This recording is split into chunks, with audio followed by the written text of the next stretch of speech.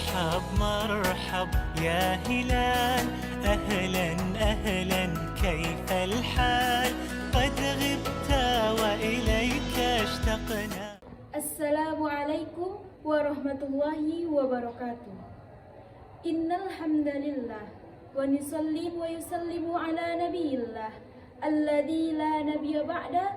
Asyhadu an la ilaha illallah wahdahu la syarikalah wa asyhadu anna Muhammadan abduhu wa rasuluh la nabiyya ba'da, amma ba'du. Teman-teman yang berbahagia, banyak di antara kita yang ingin merasakan manisnya buah, namun tak ingin dari buah yang mentah. Banyak di antara kita yang ingin merasakan terangnya cahaya, namun tak ingin merasakan gelapnya gulita. Banyak di antara kita yang ingin kaya, namun lupa caranya berusaha. Satu langkah dilewati, dua langkah terlewati, namun belum terlintas di dalam hati siapakah yang telah memberi. Ketika Fortuner telah dinaiki, baru terlintas di dalam hati bahwa Allah Ta'ala lah yang telah memberi. Tetapi Allah bersifat Ar-Rahmanur Rahim yang memberikan segala yang kita miliki, maka pantas bagi kita untuk mensyukuri dengan mengucapkan Alhamdulillahirabbil alamin. Salawat beriringkan salam tidak lupa kita hadiahkan kepada ruh junjungan alam yang telah memberikan kita syafaatnya dengan mengucapkan Allahumma sholli ala Sayyidina Muhammad wa ala ali Sayyidina Muhammad. Teman-teman yang berbahagia, di siang hari ini saya ingin menyampaikan nasihat dari para ulama untuk kita semua yang merasa pernah meninggalkan sholat, yang merasa pernah mengabaikan sholat, bahkan meremehkan sholat. Para ulama menjelaskan bahwasannya banyak sekali ayat-ayat atau hadis-hadis tentang ancaman dari Allah Subhanahu wa Ta'ala bagi orang yang meninggalkan sholat. Jikalau kita membaca di dalam rukun Islam bahwasannya sholat adalah rukun Islam yang kedua setelah syahadat. Artinya apa? Artinya tertolak seseorang walaupun dia sudah membaca syahadat namun meninggalkan sholat dengan cara sengaja atau tanpa unsur yang diperkenankan. Allah telah mengancaman di antaranya A'udzubillahi minasyaitonirrajim. Bismillahirrahmanirrahim. Fawailul lil musallin alladzina hum an sholatihim sahun. Celakalah bagi orang yang sholat yakni lalai terhadap sholatnya. Teman-teman yang berbahagia, apa maksud lalai terhadap sholatnya? Seperti ketika seseorang itu melakukan sholat, namun ia melaksanakan sholatnya secara terburu-buru. Seperti ketika seseorang itu melakukan sholat, namun sholatnya kadang ia lakukan, kadang ia tidak lakukan. Seperti seseorang melakukan sholat, namun sholatnya terburu-buru tanpa adanya rukun. Lalu bagaimana orang yang tidak melaksanakan sholat? Maka Allah Subhanahu wa Ta'ala telah menggolongkan di antara ciri-ciri yang paling jelas terhadap kemunafikan ialah orang yang malas terhadap sholatnya namun bukan yang tidak sholat.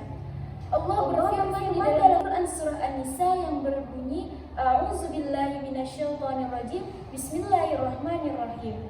Wa iza qamu ilas sholati qamu kusala. Maka mereka berdiri untuk melaksanakan sholat, namun mereka melaksanakannya dalam keadaan kusala, bermalas-malasan.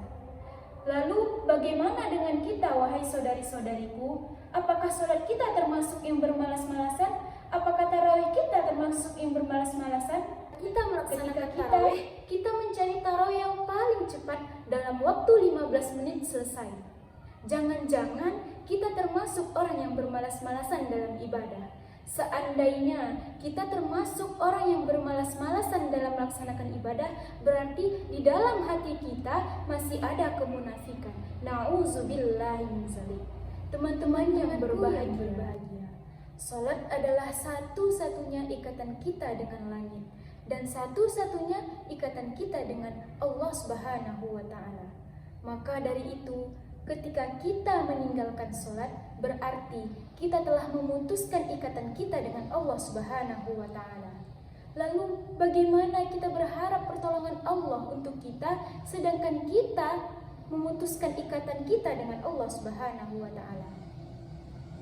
Lalu bagaimana lagi ketika kita meminta Allah untuk memerhatikan kita, untuk mengurus kita, sedangkan kita memutus ikatan kita dengan Allah Subhanahu wa taala?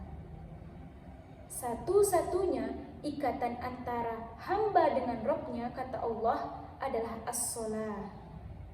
Salat adalah sesuatu yang tidak dapat kita tinggalkan apapun itu alasannya. Kita boleh tidak berzakat jikalau kita tidak mampu. Kita boleh tidak haji jikalau kita tidak mampu. Kita boleh tidak berpuasa namun diqodho ataupun membayar fidyah. Kita tidak bisa melaksanakan sholat karena sedang musafir, kita bisa menjamak. Kita tidak bisa melakukannya di masjid karena ada uzur tertentu, kita bisa melakukannya di rumah. Kita tidak sanggup melaksanakan sholat secara berdiri, kita bisa berbaring ataupun duduk. Tidak ada alasan untuk meninggalkan sholat, wahai teman-temanku sekalian. Perlu kita ketahui, saudara-saudariku, bahwasannya amal yang pertama kali dihitung dan dihisap ketika kita telah tiada adalah sholat. Mau dia seorang pegawai golongan A, B, C, dan E, lewat. Mau dia memiliki baju seragam 4 lapis, lewat. Yang di bawah hanyalah sholat. Maka dari itu, teman-temanku sekalian, dirikanlah sholat. As-sholatu imanuddin, sholat adalah tiang agama. Jikalau engkau meninggalkan sholat, berarti engkau telah merobohkan tiang agamamu sendiri. Na'udzubillahi min dzalik. Sampai di sini yang dapat saya sampaikan. Mohon maaf apabila ada kesalahan. Semoga bermanfaat untuk kita semua, termasuk diri saya sendiri. Wallahu muwaffiq ila aqwamit thoriq. Assalamualaikum warahmatullahi wabarakatuh.